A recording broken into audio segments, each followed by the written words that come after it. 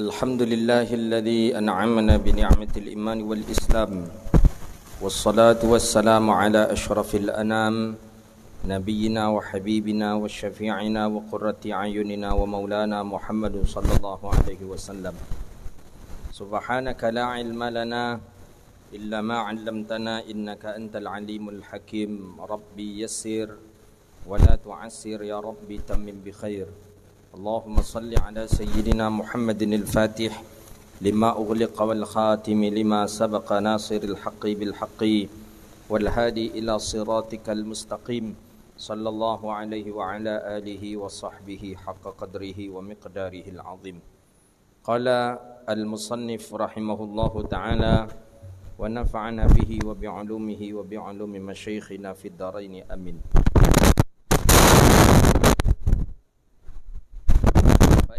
Muta'alliman, itu lagi adab kalau kita sebagai seorang pelajar itu.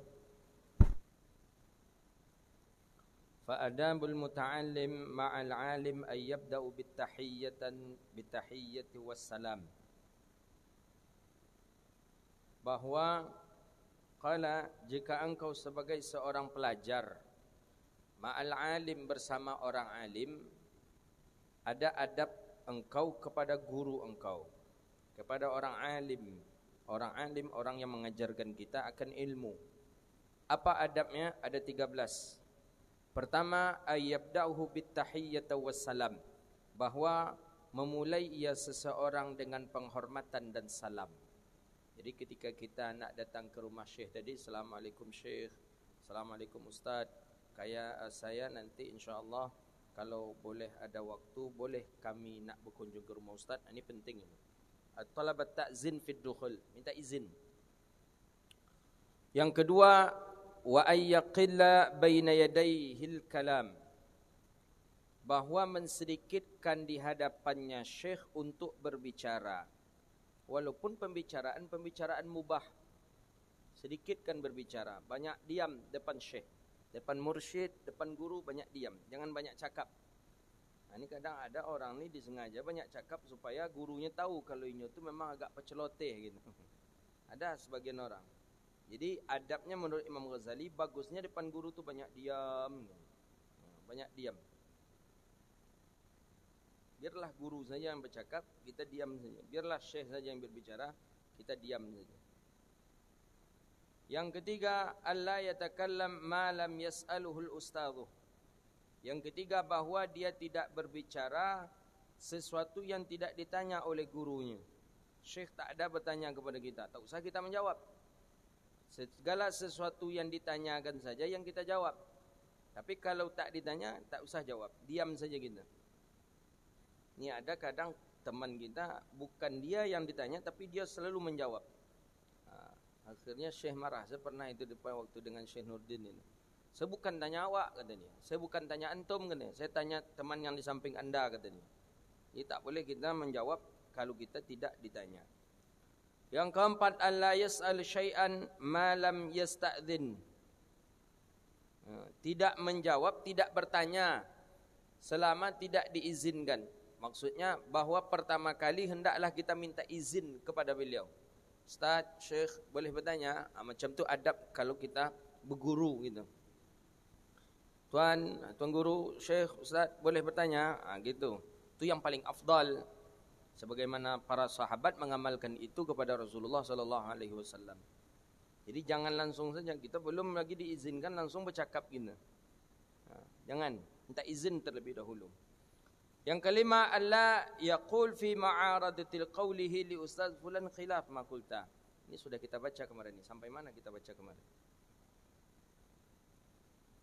Kemudian adab yang kelima, tak boleh kita mengatakan kepada ustaz, kepada syekh, syekh fulan khilaf ma qulta.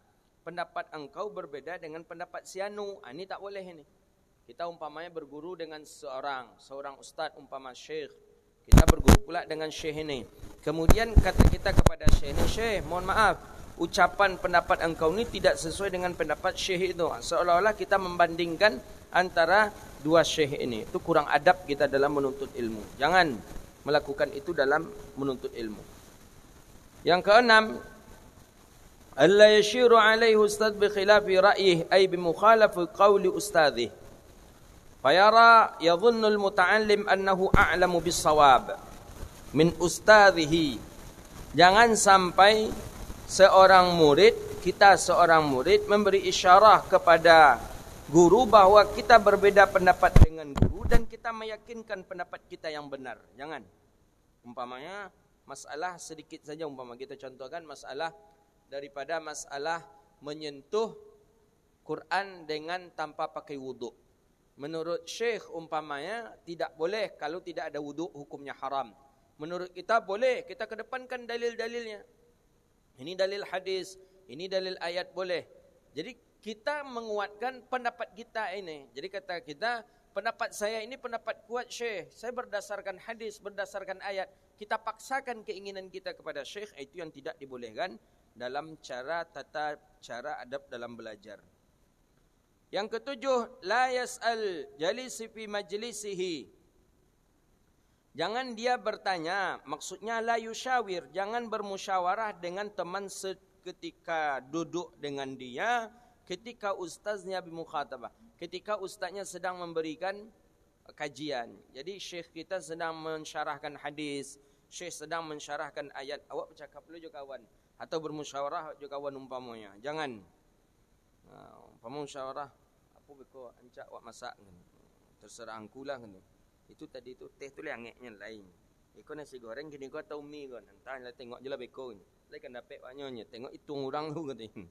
Musyawarah jangan. Jangan musyawarah ini. Nanti setelah selesai kajian baru musyawarah nanti. Yang kedelapan, alla yaltafita ilal jawanib bal yajlis mutraqan ainih. Janganlah yaltafitu, dan janganlah engkau iltifat. Iltifat tu modeko ngeleng kiri, ngeleng kanan, ngeleng kiri, ngeleng kanan. Itu iltifat namanya. Yaminan wa shimala, yamin ke kanan, ke kiri, kanan kiri. Sibuk model itu tahu ya aja. Fi hadratihi, di hadapan ustaznya, di hadapan syekh. Syekh di muka awak model itu taruh. Model itu dari. Jangan. Bal, bahkan yajlis, hendaklah dia duduk dalam keadaan menundukkan kepalanya. Jadi kalau duduk depan syekh tu, model itulah yang paling elok, paling ancak. Gitu ni. Kalau Syekh Nuruddin jangankan iltifat. Antum tak lama, antum sekedar tabligh akbar aja belajar dengan Syekh Nuruddin. Kalau belajar kitab dengan beliau, jangankan iltifat kiri kanan, menengok jam saja, itu sudah kena usir antum keluar. Tuh, adab. Saya rasakan adab belajar dengan beliau tinggi sekali, luar biasa. Jangan goyang-goyang kaki, jangan banyak main-mainkan pena. Ana pernah kena tegur dulu gara-gara mainkan pena. Ngantuk, belajar habis asar waktu di Mesir. Belajar habis asar. Kita start subuh sudah ngaji dengan Syekh Ali Jum'ah. Sampai jam 9 di Masjid Azhar. Jam 9 masuk kuliah. Pulang jam 3. Jam 3 naik bis. Pergi ke Haisabe namanya. Syekh Nuruddin di sana buat majlis pengajian di Haisabe. Habis jam 4 solat asar. Habis solat asar langsung ngaji 3 kitab. Itu AC hidup itu, ruangan ber-AC. Di luar cuaca panas, nampak cuaca panas macam tadi itulah, tapi tadi itu belum apa-apa lagi. Ya walaupun belum apa-apa, hitam juga di wek ni. Jadi panas luar biasa, duduk macam tu. Untuk melengahkan, menghilangkan panas ngantuk tadi, ana mainkanlah pena seperti ini. Kan kita ada pena. Pena kita gini-gini kan pena. Untuk menghilangkan ngantuk. Kena lempar nak pakai tasbih. Bila punya tasbih itu. Nak nampak tasbih. Awak sana lama-lama jika ikut. Ni tasbih tadi. Letak di bawah katanya. Ana letak pena tu baik-baik. Itu dengan Syekh Nuruddin ngaji. Syekh Nuruddin ana akui adab beliau luar biasa. Syekh Nuruddin satu, Ustaz Sufyan Ali satu. Ada guru ana Sufyan Ali, itu kuat betul adabnya dalam mengaji. Jangan coba-coba letak kitab di bawah. Kena usir pulang ke rumah. Kena usir pulang kalau letak kitab di bawah. Syekh Nuruddin tadi nengok jam aja. Itu kena usir keluar. Nengok jam, umpama jam ada tergantung depan. Mandang kita ke jam umpamanya. Itu dah selesailah tu. Awak kini kan tak kan. Nak mandang jam, nak nengok jam, nak ngapu. Kadang awak lem berhentiin ustaz tu. Ustaz, Allah dah betul masuk ni. Adab tak ada belajar. Dia belajar, dia jadi ustaz tapi adab nak. Ustaz, waktu dah masuk dah. Lah berhentilah lah kata ini. Azan lagi kata. Tak mau dia masuk waktu lebih waktu sedikit pun tak mau. Ana terasa betul ngaji dengan Syekh Nurdin seperti itulah dia. Jadi bal akan tetapi kata Imam Ghazali, duduklah dia dalam keadaan menunduk, dalam keadaan sakinah, dalam keadaan tenang, dan lagi mutaaddaban, lagi orang yang beradab. Ka'annahu fi shalah, seolah-olah orang tadi berada di dalam solat. Ketika solat kan tak ada ngeleng kiri kanan kita. Ketika solat kan tak ada memandang kiri, memandang kanan, kan tak ada dalam solat. Diam dalam solat. Seperti itulah paling bagusnya dalam menuntut ilmu. Ini adab-adab dalam menuntut ilmu. Kemudian yang ke-9, alla yaqsura alaihi ay ustaz as-su'al indal malal. Dan jangan engkau banyak tanya kepada syekh, kepada guru ketika dia sedang gundah atau sedang banyak masalah nampaknya syekh tadi. Jangan banyak pula tanya oleh. Yang banyak masalahnya nampak, banyak masalah dari raut wajahnya, banyak masalah. Jangan banyak tanya. Justru banyak tanya nanti banyak pula jawabannya nanti. Jangan, tak usah banyak tanya. Tengok syekh tadi. Ketikanya sakit gigi jangan banyak je tanya. Yang ke-10, idza qama al-ustaz. Ni dalil. Yang ke-10, idza qama, apabila syekhnya berdiri, qamal muta'allim lahu, maka hendaklah murid pun berdiri untuknya. Ni Imam Ghazali yang mengatakan ini. Untuk apa? Ta'ziman lahu, memuliakannya. Memuliakan guru tadi.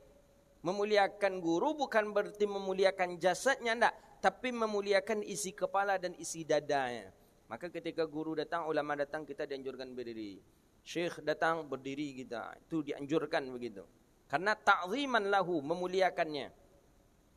Para sahabat begitu mengamalkan. Ketika Nabi lewat, sahabat pun berdiri karena memuliakan Rasulullah sallallahu alaihi wasallam. Ini Imam Ghazali mengajarkan. Adab yang ke-10, idza qamal ustaz, apabila berdiri ustaz, apabila berdiri syekh, maka berdirilah murid. Ta'ziman lahu, memuliakannya.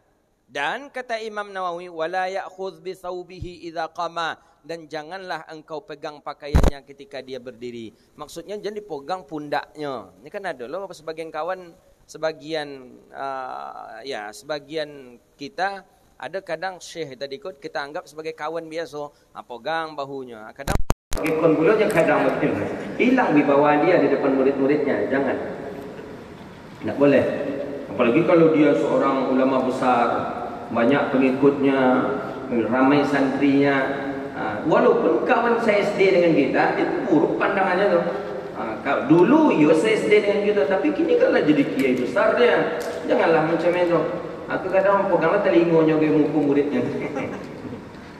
Dan itu mau tengok orang kita Sumatera itu, Ibu Namo kadang bagai. Padahal dia memang satu tetangga dengan kita dulu, tapi sekarang dia dah banyak pengikutnya, dah ramai macam Ustaz Samad itulah umpamanya.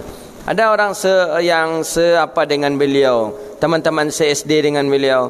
Mungkin tak layak nak panggil, Mat, manang Mat? Ya, mungkin tak kira-kira tu. Tapi masih ada juga orang yang macam itu depan saya itu.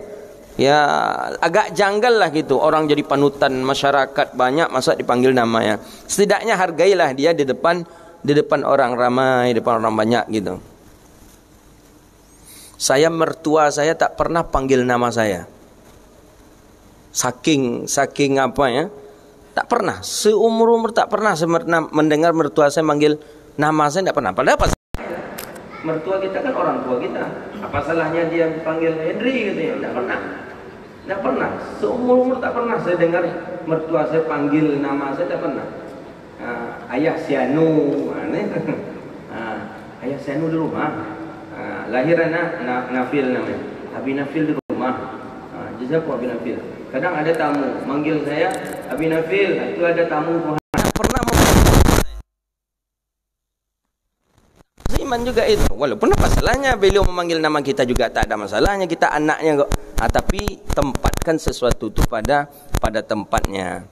Jadi umpamanya kita pun seperti itu nanti. Kalau punya kita anak yang saleh, mudah-mudahan Allah karuniakan anak yang saleh. Jadi ulama anak kita, jadi ustaz anak kita umpamanya. Depan kelayak ramai, depan jemaahnya umpamanya, jangan panggil nama dia ustaz, bilang gitu. Itu tanda kita menghormati anak kita sebagaimana orang lain pun menghormati anak kita. Tapi orang tuanya tengok dulu, kalau orang tua layak apa, mengerti. Kalau tidak, sekolah luyuangnya dari tadi dia membuang lainnya. Mak, sodomu. Ini ada kejadian. Ada seorang buya di daerah kita Sumatera Barat. Santrinya ratusan santrinya, punya pesantren lagi, buya, kiai. Ibunya kayak itu. Jadi tidak usah sebut siapa nama kiai tadi. Termasuk guru saya. Ya Allah, depan saya. Sianu, sikut lalunya. Tadi dia membuang lainnya. Buya godang. Bukan oleh orang tua. Kata, ya tidak ada masalahnya sebenarnya. Cuma depan orang ramai. Itu yang tidak dibolehkan. Itu adab itu perlu kita jaga adab yang seperti itu. Jadi berdiri untuk seorang syekh itu dianjurkan menurut Imam Ghazali, termasuk adab. Berdirinya dia berdiri kita li ajlihi ta'ziman lahu.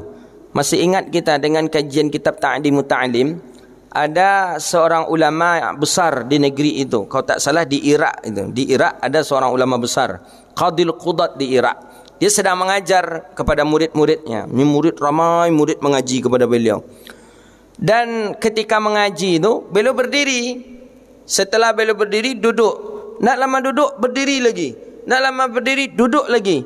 Jadi macam manalah syekh kata murid-murid. Setelah selesai belajar, ada murid datang kepada beliau, murid yang dekat dengan beliau. Syekh, saya perhatikan engkau tadi duduk, berdiri, duduk, berdiri, duduk, berdiri. Ada masalah apa? Ada apa syekh? Kata murid kepada syekh. Kata syekh ini ulama besar nih syekh ini di daerah Baghdad kalau tak salah. Dalam kitab Ta'limut Ta'lim. Kata syekh ini, aku berdiri tadi itu karena anak guruku bermain-main di dekat majlisku. Jadi sedang pengajian pada itu, tiba anak guru beliau yang mendekat ke pengajian, maka aku berdiri. Dan ketika dia mulai pergi, aku duduk kembali. Kemudian dia mendekat lagi, aku berdiri. Ta'ziman, memuliakan anak guru itu sama dengan memuliakan guru. Begitu cara dalam beradab dalam kitab Ta'limut Ta'lim. Kitab Ta'limut Ta'lim itu bagus juga itu untuk kita baca. Terjemahannya ada itu. Tapi hati-hati baca terjemahan, hati-hati. Jangan nanti Wahabi menterjemahkan. Tak cocok dengan dia hapus. Tak suka dia hapus, dipalsukan. Hati-hati. Tapi bagus itu untuk mendidik anak-anak kita agar dia menjadi orang yang berakhlak, beradab gitu. Jadi berdiri untuk orang alim itu dibolehkan oleh Imam Al-Ghazali rahimahullahu ta'ala, karena itu bagian daripada adab. Jadi datang syekh umpamanya dari Mesir, datang syekh dari Sudan, atau datang tamu-tamu kita umpamanya, berdiri kita. Ini yang hari Sabtu ni, besok itu alim itu, Maulana Ali Mahfuzi itu. Beliau punya kitab, punya tulisan apa? Karangan beliau tentang sunnah kalau tak salah saya. Sunnah dan adab Rasulullah, itu karangan beliau itu. Ada satu lagi juga, itu beliau alim. Kalau ada waktu datanglah ke An-Nur, habis asar lanjut, habis maghrib lanjut, habis isya.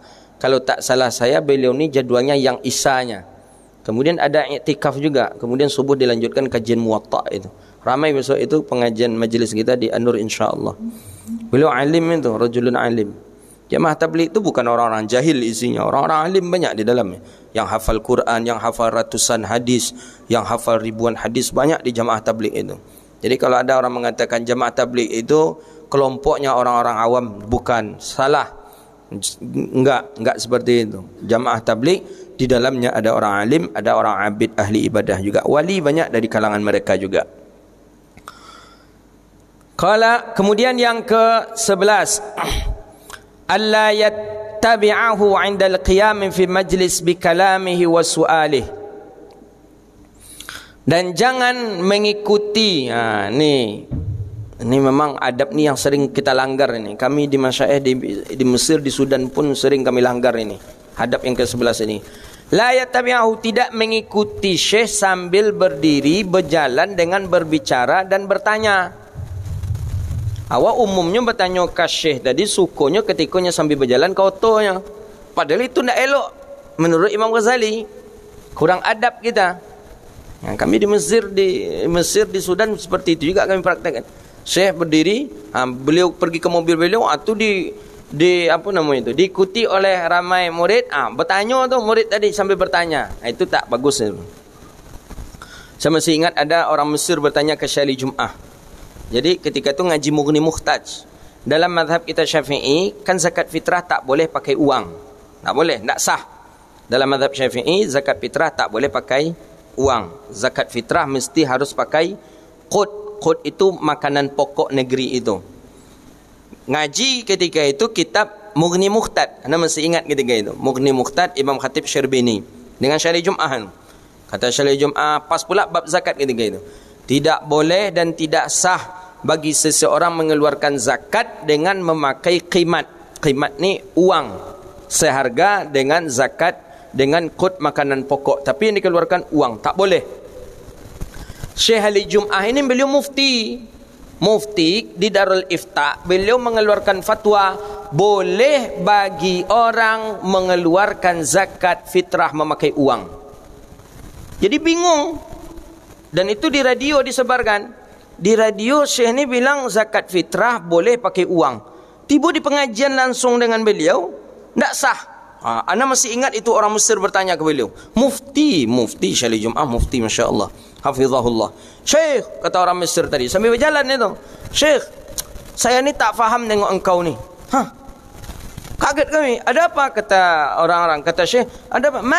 Malu ni ada apa? Kata Syekh, engkau kemarin baru saya dengar di radio engkau ceramah, kata engkau boleh membayar zakat fitrah dengan pakai uang. Tapi saya baru tadi mendengar engkau bilang tak sah zakat fitrah pakai uang. Ini bagaimana ini? Apa yang akan kita ambil? Yang mana yang akan saya ambil ini? Kata orang ini kepada Syekh. Jawaban Syekh Jum'ah saya masih ingat. Ya bunai, kata Syekh. Anak, kata Syekh di Jum'ah. Kata beliau, aku di radio tu, aku menyampaikan di televisi itu, aku sebagai mufti. Kalau mufti itu mengeluarkan fatwa dengan melihat maslahah ammah, mana yang menurut umum lebih baik, itu yang akan difatwakan, tidak kepada mazhab. Jadi umpamanya menurut umum lebih terselamatkan dan lebih mudah dengan memakai uang dibandingkan memakai pokok, maka itu yang difatwakan. Tapi kata beliau, tadi aku mengatakan hukumnya wajib. Ya, kata Syekh Jum'ah, aku tadi mengajarkan fikih mazhab Syafi'i dan aku mazhab Syafi'i.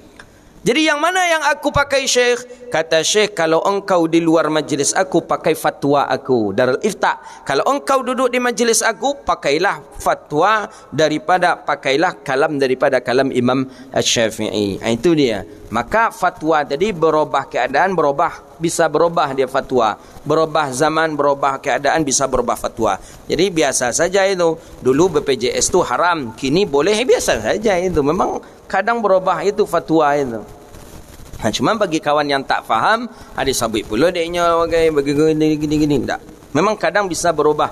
Berbeda zaman, berbeda keadaan, berbeda ahwal, maka berbeda pula lah daripada fatwa, hasil daripada fatwa. Jadi jangan, kata Imam Al-Ghazali, jangan mengikuti guru dengan sambil berbicara dengannya dan bertanya, wasuali, dan bertanya. Ini adab ini sering kita langgar nih, termasuk saya pun melanggar adab ini nih. Yang ke-12, Allah yas'alahu fi tariqihi bal yantadhiru illa ayyabligha manzilih. Jangan di stop guru di jalan untuk bertanya. Nampak ustaz lewat, syekh lewat, pas pula kita sedang ada masalah, langsung stop. Siko santai. Apa? Ambo ada masalah kau. Apa masalah? Ambo tadi emosi dengan orang rumah. Jadi ambo jatuhkan tolaknya. Berapa jatuhnya tu katanya? Umpama pertanyaan seperti itu, berapa jatuhnya tu kata dia? Tak elok bertanya di jalan, jadi tak elok. Tapi tunggulah dia sampai ke rumahnya. Wa mahalil qu'ud, sampai dia pun duduk di rumahnya. Ketika syekh tadi togak, jangan dulu. Tapi kalaulah duduk syekh tadi, baru kita bertanya kepada syekh. Yang ke-13, Allah yasi'az zanni bihi. Ini dia. bahawa jangan engkau buruk sangka kepada syekh. Ni awak mengaji lai je tapi buruk sangka je ke ustaz. Bila dapat barakat kaji tu? Kapan kita akan mendapatkan keberkahan ilmu? La yasi'uzan, jangan berburuk sangka kepada ustaz, kepada syekh. Hati-hati tu. Fi af'ali zahiriha munkarat, pada perbuatan yang zahir, dan yang zahir itu nampak oleh kita, tidak elok nampak oleh kita. Jangan cepat-cepat berburuk sangka. Nampak dewa umpamanya syekh tadi minum togak pakai tangan kiri, langsung aja gitu, ustaz tu mandak dia mai quick lah. Apa tu? Ustaz tu ndak sunnah dah. Apa tu? Minum pakai tangan kiri. Jangan cepat buruk sangka.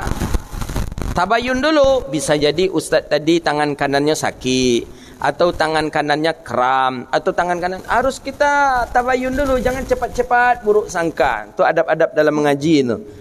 Imam Al-Ghazali mengajarkan kepada kita, jangan cepat buruk sangka apabila kita melihat perangai syekh kita itu sesuatu yang menyalahi. Jangan cepat-cepat buruk sangka. Mesti tabayun dulu. Apalagi ni mendengar pula ni, ini tak betul ni, ni si anu ni sini. Ikut pula awak, oh dia itu ustaz tu rupanya. Yo ni lah. Awak pun nak mengaji aja nya. Kasihan kita orang-orang yang dia mengaji tapi buruk adab, buruk sangka kepada guru-gurunya. Fahuwa a'lamu bi asrarihi, karena bahwa sesungguhnya dia yang lebih mengetahui daripada rahasianya. Waliyadzakaru 'inda dzalika ay 'inda iradatil isa'idzan, ya, seperti perkataan Nabi Musa kepada Nabi Khidir kan, wasmuhul Balyan. Nabi Khidir itu namanya Balyan ibni Malkan Abul Abasi. Yang ketika dikatakan tentang kapalnya itu, akhartaha litughriqa ahlaha, laqad ji'ta syai'an imra. Dalam surah apa itu? Kalfai. Mukhtian fi inkarihi i'timadan ala zahiri. Nah, habis. Wa in kana lakal walidan. Berikutnya lagi. Dan jika adalah engkau seorang, dan apabila bagi engkau ada dua ibu bapa, fal adabul walid ma'al walidain, maka adab seorang anak kepada ibu bapa ada pula. Mana dia? 12. Pertama, jadi adab kita kepada guru sudah, adab guru kepada murid, adab murid kepada guru, adab anak kepada ayah lagi. Wa in kana lakal walidan, dan apabila engkau memiliki dua ibu bapa, fal adabul walid ma'al walidan, maka adab seorang anak kepada ibu bapaknya ada apa? Pertama, ayyasma'a kalamuhuma, bahwa dia mendengar ucapan keduanya. Dengar ucapannya. Masya Allah. Apa kata Imam Nawawi? Walau syataman min ghairi jawabil lahuma, walaupun itu cacian, dicaci kita oleh ibu bapa kita umpamanya, tetap dengarkan itu. Ghair jawab, tak usah kita menjawabnya. Cacian, modeko, antok aja awak. Dengarkan. Jangan sampai kita membantah melawan. Dengarkan saja. Ghair jawab, tak penting untuk kita jawab. Yang kedua, ayyaquma liqiyamihima, bahwa engkau berdiri dengan berdirinya ibu bapa. Ayah awak togak pula gitu. Ta'ziman lagi. Tawqirul lahuma wa hifdhan li hurmatiha. Jadi ketika ayah berdiri kita, maka tak boleh kita berjalan, tak boleh kita ketika orang tua kita berdiri kita duduk. Tak, jangan. Berdirilah untuk memuliakan orang tua. Yang ketiga, ayatamassala bi amrihima, bahwa engkau kerjakan perintah keduanya. Fima ya'muru annahu au ahaduhuma, bahwa engkau pekerjakan perintah keduanya. Kerjakan. Idza lam yakun amrun fi ma'asillah, selama itu tidak ada maksiat kepada Allah. Tapi kalau sudah ada maksiat kepada Allah, tak wajib kita untuk melakukannya, walaupun itu perintah ibu bapa kita. Siapa sahabat yang dia tak makan tak minum ibunya sampai ibunya nak meninggal dunia? Siapa ingat? Nu'man bin Bashir kalau tak salah saya. Kalau tak salah Nu'man bin Bashir. Ya kan? Ketika dia disuruh oleh ibunya tinggalkan agama Muhammad nak. Ndak. Tinggalkan agama Muhammad, anak diam. Sampai ibunya tu 2 minggu tak makan. 2 minggu tak makan. Memang sudah akan mati lagi, yugargar, akan meninggal dunia lagi. Tetap kata, ya, kalau tak salah Nu'man bin Bashir. Kata Nu'man bin Bashir, Bu, kalau ibu tak makan, ibu akan sakit. Kalau ibu suruh aku untuk meninggalkan agama Muhammad, kalau Allah beri ibu 100 nyawa pun, aku tidak akan meninggalkan agama Muhammad, Bu. Maksudnya 100 nyawa, mati ibu, hidup ibu balik, mati ibu, hidup pula balik, mati ibu, hidup pula balik. Tidak akan aku tinggalkan agama Muhammad, Bu. Nampak Nu'man bin Bashir tadi tegas, akhirnya ibunya pun mengalah dan akhirnya makan. Itu dia. Jadi kalau sudah maksiat disuruh ibu bapa, jadi kerjakan lagi. Jangan. Tak usah kita kerjakan karena sudah mengaitkan kita dengan dosa. Yang keempat, adab kepada ibu bapa. Alla yamshi amamahuma, bahawa kita jangan berjalan di depan keduanya. Tak boleh. Ibu bapa sedang duduk nonton TV, buat berjalan di mukanya, di hadapan ninyo. Jangan. Ibu bapa sedang duduk baca Quran, kita berjalan di depan dia. Jangan. Tak boleh berjalan. Ta'ziman alaihima, memuliakan keduanya. Bal yamshi bi idzaihima au khalfahuma, akan tetapi kalau ingin berjalan, berjalanlah di belakang ibu bapa kita. Fa inna masya amamahuma, tapi kalau berjalan di depannya ibu itu sudah diperintahkannya, diridainya, maka tidak mengapa, karena kita khawatir ketika kita berjalan nanti hati ibu bapa tersinggung. Ini payah, Pak. Kalau hati orang tua kita tersinggung tu sama kita menyakiti hati wali Allah. Maka jangan sampai hati orang tua kita tersinggung oleh kita. Jangan. Yang kelima, alla yarfa' sautahu fawqa aswatihima. Yang kelima, bahawa jangan engkau meninggikan suara di atas keduanya. Tinggi pula suara awak lah, indaknya awak lah umpamanya. Hati-hati tu. Nak je sianu tu je lah nak. Sianu tu ni yo nampak dia amaknya nak. Sianu tu lah orang kayo ancak pula nak. Ndak dia niyo je nyo nak apa maknya. Jan. Jawab aja elok-elok. Ndak usah le mak. Dialah jonan lain aja mak. Ja kalau je orang kayo ko hitung awak dai mak, nyatur-atur awak dai mak. Santai pula menjawab. Gitu. Kadang orang tua ni lah aduh lo nyecarian untuk awak. Macam mana awak nak ketuju carian orang tua tu? Awak nak punya nak mancainan lain dan mantap menurut kita pula. Boleh tak apa-apa, sampaikan saja tapi dengan baik gitu. Al-adabu ma'ahuma, tetap beradab. Jangan sampai meninggikan suara. Jangan. Ya waktu kecil lah, itulah waktu kecil tu mudah-mudahan kesalahan-kesalahan kita waktu kecil kepada ibu bapa kita mudah-mudahan Allah ampuni. Waktu ketek ni kita soga ayah kita, ya kan pasti kita pasti kita tinggi pula nada gitu pada ayah kita lagi. Yang keenam, alla yablada'tuhuma ay yajibun nida'uhuma. Yang keenam, hendaklah seseorang memenuhi panggilannya. Yang ketika diimbau capek datang, nak tuan sekolah, labaika ya sayyidi, yo ya tunggu lu ya, nak ke sekolah nak. Makanya ada dalam hadis itu boleh membatalkan solat sunat apabila panggilan orang tua. Karena panggilan orang tua wajib. Solat sunat sunnah. Jadi kalau awak sedang solat sunat umpamanya nyimbau awak dan mak awak dari belakang, nak sianu sikolonya, batalkan aja lah. Lebih besar pahalanya memenuhi panggilan ibu bapa kita dibandingkan dengan solat sunat. Tu ada hadis, ada qaul ulama yang menjelaskan tentang itu. Tapi dia awak malas solat because abengka mak beko imbau dan pulang yo nyawa kan awak sedang sembahyang tarawih. Tarawih kan sunnah tu kan. Solat tarawih kan sunnah itu. Jadi solat tarawih sunnah. Awak lah malas je pergi solat tarawih. Sampai ke mak awak kan, ma nanti panggil ya maya pas solat tarawih yo nyak kan. Jadi ada je alasan awak tu memenuhi panggilan orang tua meninggalkan solat tarawih. Kalau setan tu pandai mencari jalan ini.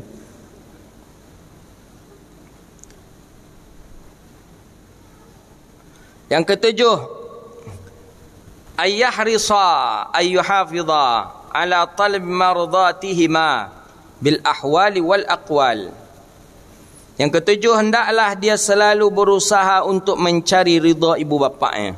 Selalu hantarkan makanan, telefon dia, transfer uang, belikan pakaian, itu penting itu. Selalu hendaknya kita selalu hendaknya menjaga dan mencari ridha daripada ibu bapa kita. Yang kedelapan, an yakhfid lahuma janahadh-dhul ay janahadh-dhalil, zalika kinayatun an tawadhu' wal lin. Lemah lembut, santun kepada ibu bapa kita. Yang kesembilan, alla yamina alaihima bil birri lahuma wala bil qiyam li amrihima kayyakul a'taitukuma kadza wa kadza wa fa'alta kadza wa kadza. Jangan engkau menghitung-hitung kebaikan-kebaikan engkau kepada ibu bapa engkau yang pernah engkau lakukan untuknya. Amak rumah tu kan dan membelikan untuk amak, sawah tu kan dan yang bolehkan untuk amak, kebun tu dan yang bolehkan untuk amak. Anak amak yang sanu apa yang lah dibolehkan ke amak. Itu tak boleh sebenarnya kita menghitung-hitung itu. Kita 4 orang kakak beradik umpamanya, kita menghitung-hitung apa je kurang dan rasanya ke amak lah. Rumah amak dan bolehkan, baju ancak amak dan bolehkan, oto amak dan bolehkan. Sanu lah dia membelikan amak macam tu. Tak elok. Tidak elok mengucapkan itu kepada ibu bapa kita. Elok ditahan aja, tak usah kita menyampaikan itu. La yanziru ilaihima syadran syadh bi fathin shin sha sukun zai syadran ay ghadban. Jangan kita memandang kepada ibu bapa kita dengan pandangan marah. Jangan. Tiap sebut je mak wak bongi aja pandang tu. Kasih kolam mak tu lagi minta piti lah tu. Jangan ya Allah. Ada seperti itu. Sehingga tak betah ibu bapaknya di rumahnya. Kenapa? Bongi taruh je. Ada di antara kita ustaz kita juga bercerai jadinya. Ketika orang tua ustaz tadi datang ke rumah tu, isteri ustaz tadi disimpannya di ustaz tadi sambal. Disimpannya pada siap masak itu. Ustaz tadi cerita ke saya karena dah cerai, simpanlah sambal habis masak panas-panas baru dibawa pangkin. Antu pangkinnya, antu pangkin. Bahasa Inggris pangkin tu dipan tepek lalok tu pangkin namanya. Pangkin disimpan di bawah pangkin. Jadi amak ustaz tadi menyapu amak ustaz tadi sampai ke bawah. Tersapulah sambal yang baru masak tadi. Tersapu sambal baru masak tadi. Jadi kecil ustaz tadi, kecil awak amak ustaz tadi ke ustaz tu, naknya apa dek mode itu bang Nabi ni yang nak apa nama mak itunya siap masak sambalnya, suruhan sambal ke situ, nak boleh amak minta. Sekali tu ustaz tu cerita gampang, sekali, 2 kali, 3 kali yang berapa aja, tapi sampai kali nak bisa. Cerai ni bisa mungkin entah, tapi parah pula bini tu kan suruhan pula sambal untuk amak yang untuk amak. Nauzubillah. Datang amaknya ke Pekanbaru, mak abang datang tu bang gitu. Apa mak abang tu? Itu bini memang digekon aja encak.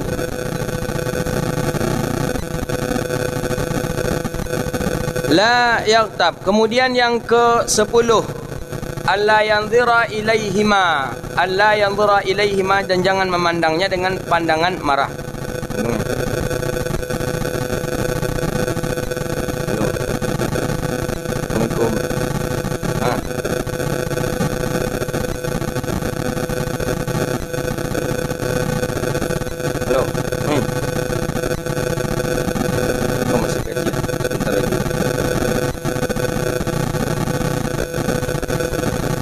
Risau saya, anak isteri tinggal di rumah, tak ada orang. Saya terfikirnya tadi lampu mati, kalau nak token habis, mungkin ngangkat tadi.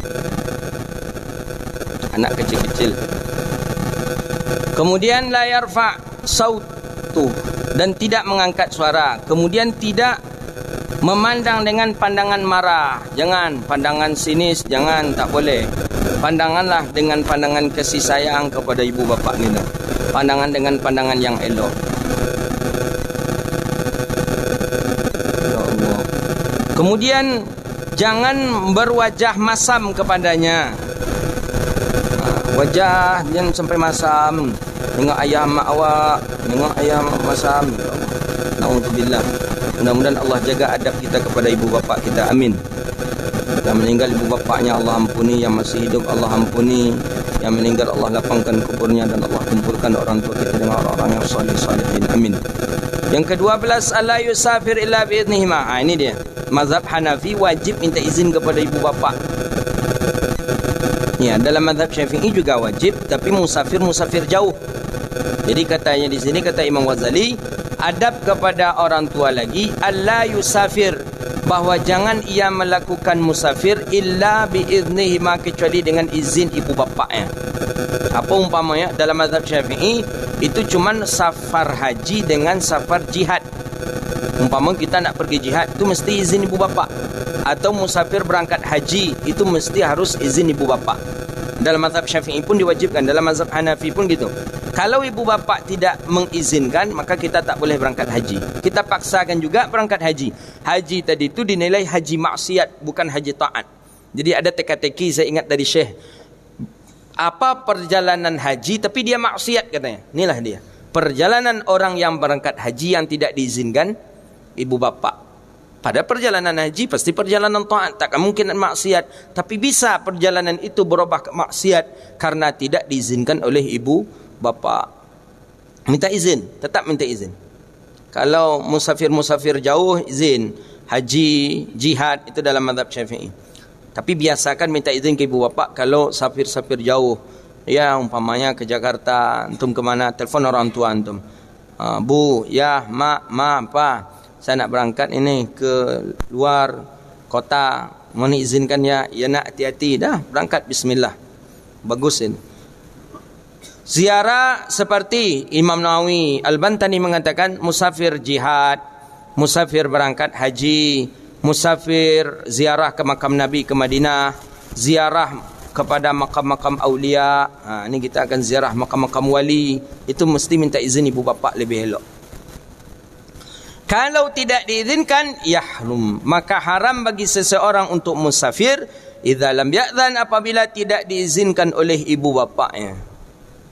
Tak diizinkan.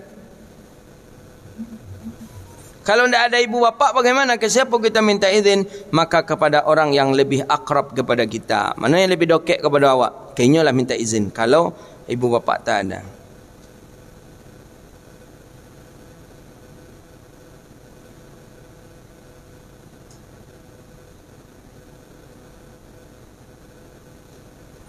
Bagaimana kalau ibu bapa kita orang kafir? Na'udzubillah. Ayah mak non muslim. Apa wajib juga kita minta izin kepada yang kita berangkat haji? Kita berangkat jihad. Wa ammal walidanil kafiran, apabila dua ibu bapaknya orang kafir, naudzubillah, fa adabun, maka adab bersamanya adalah adabul lati la tata'allaqu biddin. Adab kita dengan dia, adab sesuatu yang tidak berkaitan dengan agama. Ya seperti contoh santun tu wajib, hormat wajib, nafkah wajib, makarimal akhlak wajib.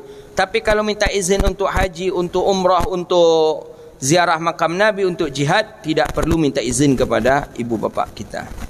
Wa'lam anna an-nasa ba'da haula, ketahuilah kata Imam Al-Ghazali, bahawa sesungguhnya manusia setelah mereka-mereka yang mulia, fi haqqika ala salasatil asnaf, maka itu dibagi kepada 3 pembagian. Hadza wabillahi at-taufiq. Ini insyaallah di pekan yang akan datang akan kita baca kembali insyaallah. Baik, itulah kajian kita. Mudah-mudahan bermanfaat dan Allah berkahi kehidupan kita dunia wal akhirah. Amin ya rabbal alamin. Ada pertanyaan? Ya, silakan.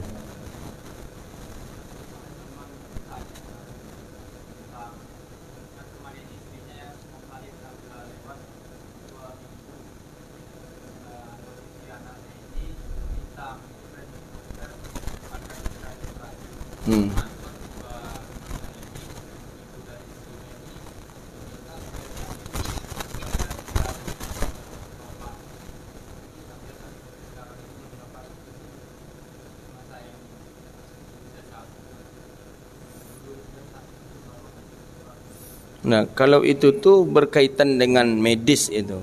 Medis itu kan dia punya ilmu yang sudah dia perhitungkan.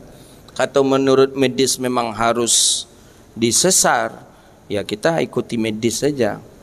Ya, karena dampaknya bahaya nanti. Ketuban pecah atau sudah keruh air ketubannya kan nampak itu, dan berakibat kepada bayi, anak nanti terminum air ketuban. Dokter tu sudah memiliki ilmu yang mumpuni. Jadi bagaimana sebenarnya? Kalau itu tuh hak adalah haknya seorang suami.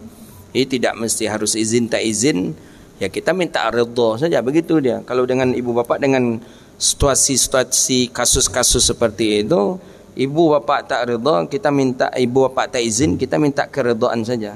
Sekarang gini, mohon redai saja kami, gitu saja, udah bismillah gitu. Bahaya juga itu, bahaya itu. Karena dokter tu punya ilmu yang luar biasa juga, dia dalam kajian ilmiahnya tentang sesar itu. Baik, silakan yang lain. Nah, Wildan.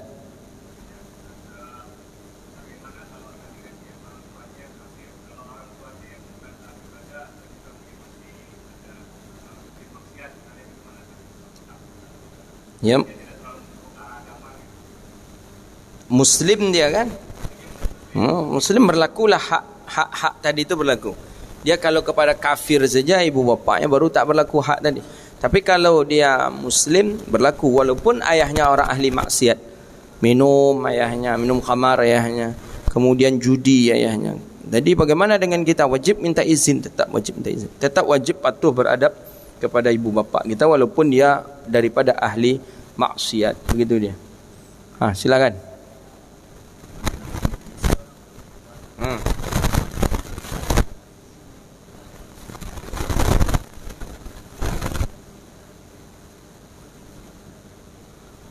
Pertama, perempuan ini janda atau gadis? Kalau gadis memang dia mendapatkan satu perkara yang dibenci oleh Allah.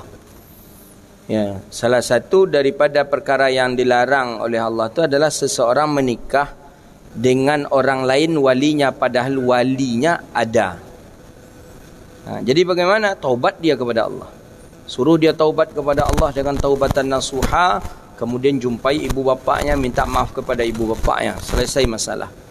Karena dia sudah melanggar daripada agama, karena walinya masih ada, tapi karena ingin menikah juga, dia telah terlampau cinta, cindu tapai.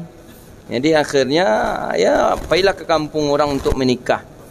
Sudah melakukan perkara dosa. Jadi caranya bagaimana? Taubat dia kepada Allah, jumpai ibu bapaknya gini. Tapi kalau seandainya perempuan ini tidak gadis, janda umpama perempuan ini, maka tidak mengapa. Umpamanya nak izin ayah orang tuanya, umpamanya cari kakak adik atau yang lainnya wali. Tapi memang tak juga boleh, dalam satu qaul tak boleh dia. Tapi berdosa pula orang tua yang tak mau menikahkan. Tapi kalau gadis tadi tak berdosa orang tua. Kalau yang datang itu pun tidak orang baik. Tapi kalau orang baik yang datang, orang tua berdosa. Ustaz yang datang, ditulaknya umpama dari ayahnya, janjinya lele nak ustaz ingat bakin saruang taru ya jo umpama. Hati berdosa ayah itu tu. Bila kau makan, bila kau punya tuancak, bila kau punya rumah, bila kau punya kebun sawit, ustaz tu kere nak berpitih tu doh. Tu dia berdosa ayahnya tu, karena yang datang orang elok. Gitu. Tapi kalau yang datang orang-orang yang tak baik, ayahnya tak mau, ayahnya tak berdosa, karena ayahnya berhak untuk menikahkan anaknya. Begitu. Maka gampang orang pakai kain sarung tu. Alhamdulillah kain sarung ya taruhin. Kabun sawit nah, oh alhamdulillah. Kalau ada orang menyepelekan, alhamdulillah lah. Ada yang lain? Silakan.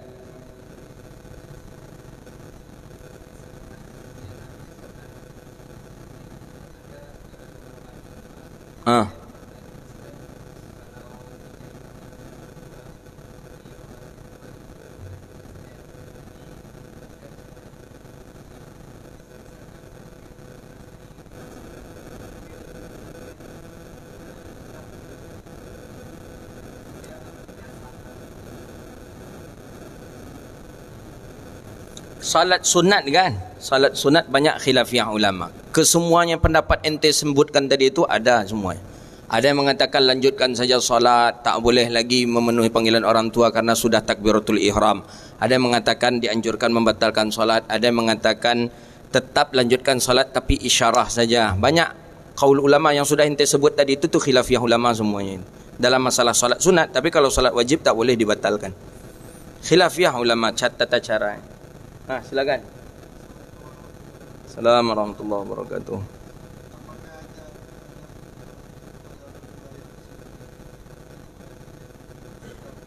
Ada banyak adab-adabnya dalam makaril ilmi wal ulama.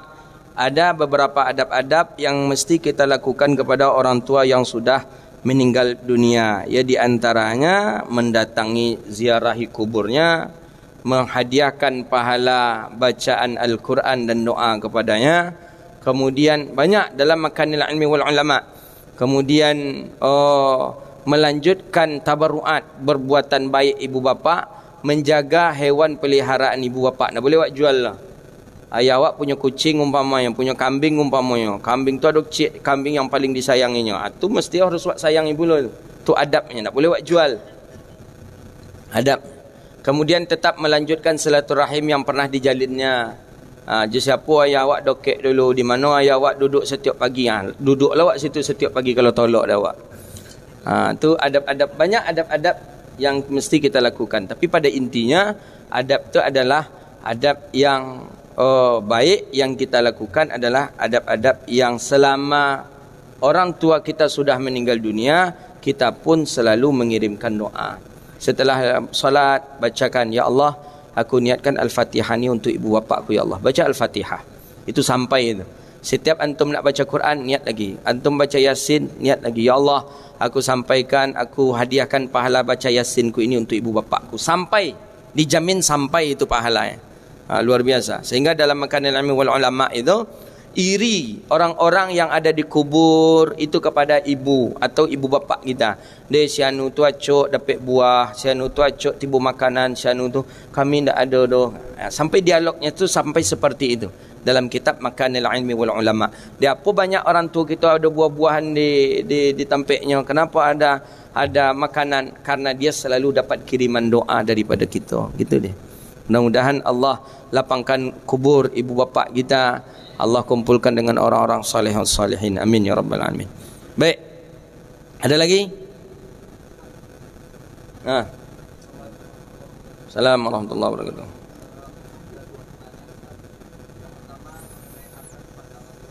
Ya.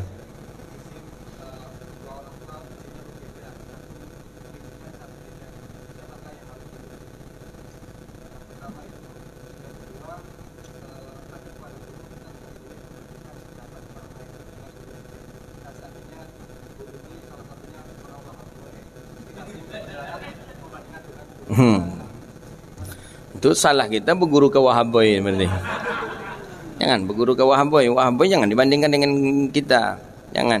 Itu tak membandingkan. Dia kalau membandingkan itu pendapat-pendapat Ustaz Fulan berkata seperti ini, Ustaz Fulan. Tapi kalau dengan Wahaboy itu tak membandingkan. Kapan perlu kita lemahkan saja pendapat Wahaboy. Yang tadi itu Syekh Li Jum'ah pernah ketika tamat SMA berbeda antara ibu dengan ayah. Kata ibu, kuliah umum. Itu Syekh Li Jum'ah pernah cerita. Kata ayah, kuliah di Azhar. Al-Azhar kuliah agama. Ibu suruh kuliah umum, ayah suruh kuliah di Al-Azhar. Bingung, galau. Sampai terdengar kata Syekh Li Jum'ah, sampai saya dengar betul ayah dengan ibu saya berdebat, kata Syekh Li Jum'ah. Berdebat. Karena untuk menentukan sekolahnya Syekh Li Jum'ah. Ini tamat SMA nih. Kuliah yang satu bilang umum. Yang satu bilang. Akhirnya kata Syekh Li Jum'ah, aku mengambil pendapat ibuku, katanya. Dia ambil pendapat sang ibu, beliau kuliah umum awalnya. Setelah selesai S1, beliau kembali ke Al-Azhar untuk sekolah lagi dan melanjutkan dan memenuhi permintaan ayah. Jadi tidak ada yang tersinggung. Yang ibulah dilakukan, yang ayah pun dilakukan. Begitu dia. Jadi kalau umpamanya kecek amak kita umpama menikah je si anu nak, nang kecek ayah awak menikah je si anu nak. Okey. Iyo aja lo jadi ya. Nikah je kau lo. Sudah nikah je kau tanda patuh ke mak kau maknya. Kini dah nak patuh lo je ayah lah. Ambil cik le kau. Dua. Alhamdulillah. Tu Allahumma lakasumtu wa bika amantu. Jarang.